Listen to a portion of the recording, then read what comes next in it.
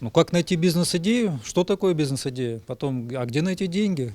Это лишь малая часть вопросов, заданных на пресс-конференции в стенах Дворца молодежи Кызыла Сергею Соколову, бизнесмену с 20-летним стажем. Соколов – вице-президент Общероссийской общественной организации малого и среднего предпринимательства «Опора России» и координатор организации в Сибирском федеральном округе. Спикер отмечает большой экономический потенциал Тывы и делает ставку на молодежь республики. Такая встреча, как сегодня, она направлена на то, чтобы подстегнуть развитие молодежного предпринимательства, поскольку молодежь ведь это не просто наше будущее, это люди, которые вольются в экономику, которые будут создавать занятость. И мы привозим в каждую территорию в такие поездки лучшие региональные практики ведения бизнеса. Сейчас будем встречаться с правительством Республики Тыва.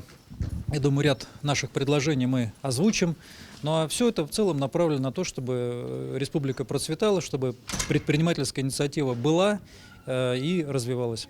Прошедшая встреча была организована Агентством по делам молодежи Республики Тыва и региональным отделением «Опоры России». Спектр вопросов, которые интересовали студентов Тувинского государственного университета, весьма разнообразен. Организаторы мероприятия считают, что встреча прошла с пользой для аудитории.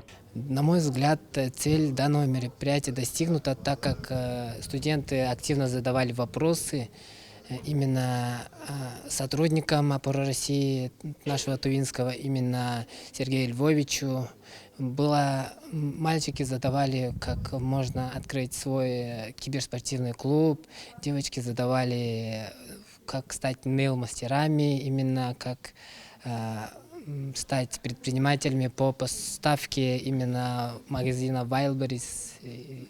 Один из спикеров встречи, Айдан Асая, помимо наставничества, обращает внимание на уровень государственной поддержки малого и среднего предпринимательства в Тыве. То есть государство также активно пропагандирует молодежь заниматься предпринимательством, поэтому также от государства есть различные виды поддержки, используя которые реально есть шансы получить деньги на открытие своего собственного дела, потому что в основном у молодежи даже если есть идея, но отсутствует стартовый капитал, например, потому что любой бизнес требует вложений. Основной совет от главного гостя встречи лаконичен. Самый главный совет, который вы считаете, можно дать сейчас молодым предпринимателям?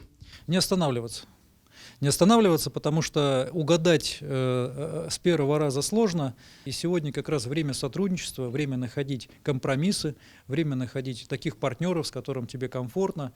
И вот такая синергия, которая возникает между людьми, она двигает дело вперед. Стать частью этой синергии может каждый желающий, но гораздо удобнее формировать комфортную среду для жизни и бизнеса в команде с профессионалами. Ссылка на официальный сайт Общероссийской общественной организации малого и среднего предпринимательства «Опора России» есть в описании к сюжету. Александр Петрушин, Марат Анмакей, 108 канал.